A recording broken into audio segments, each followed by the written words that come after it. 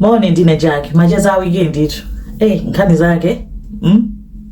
Akuti a Christopher Phiri azaka 40 akumangochi. Akuti aine acha supernatural embassy ministry a prophet kumangochi. Awamanga chifukwa chonena kuti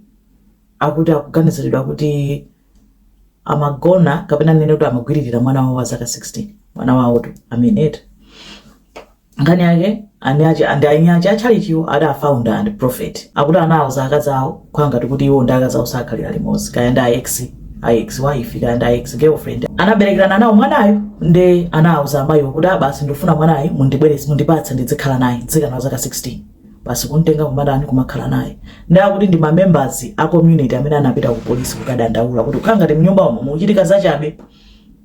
ndi a police anagwira onse awiri dzika nayo ndi abambo akewo nkwachita interview separately wina mafuso nesika nawo chana ululadi kuti ndizoona kumandikakamiza kuti ndizani ndizipanga nawo zachabezi nde apolisi atachita check kupanga search abambo aja a prophet iwo apeza kuti anali ndi zithunzi za mwana wawoyo ali maliseche so ma video olaula iwo ndi mwana wawoyo a prophet ito opsha zonyasa akubwana ya atananena kuti abambo wamamupanga zimenezo zokumanena kuti ukapanda ndikulipira fees amamopyezera nkhani ya fees ndikukaniza kuti maganizo anga kuti olopo wawo za amayi yake kuti ampereke mwanayo nkhani yake inalionena kuti ndipatseni mwanayo ngati mufuna kuti ndizimulipira fees ndi amayi wamati ndikumpitisa kwa abambo ake azimulipira fees zina azitu zikusakanikirana ndi ufiti wake kumbali yonena kuti mipingo iyi ikubadwa atu ndipo ndi ambiri eti koma si mpingo wina uliwonse umene uliwonadi eti anthuwa akuthamangira afuna kugwiritsa ntchito mpingo akumapanga mipingo mcholinga kuti azipangira ndalama azidyera anthu komanso kwadyera anthuko akuphatikiza ndi mankhwala eti si zonse za mulungu yayi zomwe zikumakhala apa kulalikira izawa kutani si onse amene akumapanga za mulungu yayi ambiri akupanga zachabe kanthu mathamanga kuti kuli mamirako kuti chani si mirako iliyonse imene ili mirako ena wani matsenga eni si mirako. There's a big difference pali matsenga akuchitika koma zinazi ma rituals enawo kuti azitheka kumene amapitako kandiko anthu amapita kwa asing'anga kumakapanga matsenga kunena kuti akapita mchalichi muja azikhanga kuti akupanga ma miracles anthu poona kuti a prophet anapanga izi basi akanena kuti bweresani makobidi kuno zopereka kaya ndi chakhumi kachana anthu mudzingopereka kuti ndi munthu udote kaya basi nanga si anthu timakonda illusion tikaona kuti munthu wapanga chozizwa timamutsata timamumvera kazi maina bwanji pamene paja koma anthu we are fascinated by zinthu zoopsa choncho kaya ndinganena kuti zinthu zodabwisa zonena kuti anthu sititha kupanga naturally tikaona wina wake akupanga timakhala ozizwa nde ma profeti kapena titi ma profiti awa andalama aufuna kukhala ndalama akumagwiritsa ntchito njira zingati zimenezi nde oloso zinazi zimapeza kuti zochita affect anthu amene akupita kukapemphera chete anthu mukupita in good faith kuti mukapemphera koma mukapanga chibwana akhoza kuchita affect ndi zinthu zoyipa nanga simukutsatira zinthu zachabe zonse za mulungu iya nde kaoningi chabe mukamapita mbene mosatengeka ndi munthu osalambira munthu lambirani ambuye ndipo polambira ambuye kumapempha kuti mukhale odzozedwa mukhale ndi discernment yomasiyanisa kuti apapa sipali bwino mzimu zikhala kukanirani kuti sipakuoneka bwino apapo sipali bwino kuthawa thawitso tetezani mzimu wanu tetezani miyoyo yanu chifukwa ngati munthu akulimba mtima kupanga mwana wake zimezo sindikunena kuti zimezo zamapangira kuti ndungoganiza ineyo kuti sometimes anthu amene wawa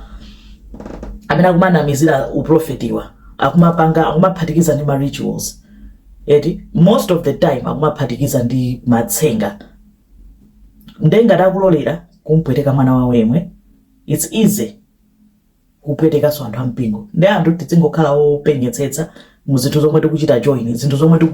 tikusiya miyoyo yathu ndi mizimu yathu kuti idzilowerera tizikhala oziteteza nthawi zonse ndo kumangopempheraso aliyese paikha kuti tizikhala ndi chitetezero chimenechocho because otherwise anthu tivulala ndithu and amene yoyo wamuna mwana iti ndifa ngati community imayankhula mwina mwana yonso amayankhula amadandaula kwa anthu nkona anthu anafika kukamunenera ku polisi koma ena anali maganizo anga chabeti kunena kuti mwina ndizo za matsenga achalichi zimachitika ndipo zikuchitika kwambiri inali yoyamba imene yachiwiri mphezi inu akuti mphezi yamenyana atatu azaka 14 amaperekeza aphunzitsi awo kunyumba kwawo kama amaperekezera nje aphunzitsi kunyumba kwawo koma kunali mvula eti nde akuti mphezi amenya onse atatu koma mmodzi watisiya ngani opya ngani opesa isoni koma no point yanga observation yanga ndiyo nkhani za mphezi ndamba kuziona mwina wiki iliyonse siku amalepera nkhani ena munthu ndi mchemwali wake anamenyedwa ndi mphezi ena munthu ndi mwamuna wake amenyedwa ndi mphezi ena zikuchitika kwambiri nde it's concerning kunena kuti zikuchitika koma nanga si anthu sitingachite control weather ndi weather koma no kale ena fetili ana kunali nthano yakandotiwe thawa mvula inali nthano yongooneka ya simple koma ineyo mene kandiopsera nkhani yakandoti inkandiopsa kwambiri kandotiwe thawa mvula ndine mayi wako kandotiwe thawa mvula ndimandine kakhaulika ndikusewera panja pacha ndikutani kukangomva yamba mvula kwangomba mitambo kuti kuoneka ndimathawa ngati kuti kandotiyo nali ineyo zima nthanotu so sometimes I don't know kuti tibwezeresenso nthanozo kunena kuti basi anthu tingophunzira kumathawa kuti kungwamba mvula thawani nde mpaka ndimayang'ana kuti kodi tingatani kuti kupewa dzinganing'ani kunena kuti zitimbimenye fa pali njira zosiyana-siyana zomwe ziphaliwali zimamenyera anthu ete ne ndizichita include apapa pa video apapa kunena kuti basi kungokumbutsa basi kuti anthu mvula tidziuka koma ngati yakupeza pa njira uli mkatikati mwa njira ukuyenda zako mvula osayima basi pa mtengo chipaso ima chinganing'ani chimamenya mtengo